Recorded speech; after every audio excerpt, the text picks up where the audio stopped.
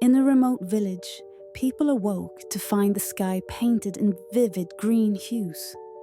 The villagers believed it was a sign of impending doom.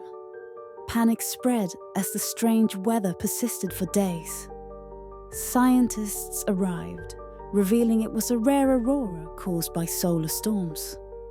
Just as relief washed over the village, a sudden hailstorm of tiny, perfectly spherical ice balls fell from the sky. It was a phenomenon known as ice eggs, formed by unique wind conditions.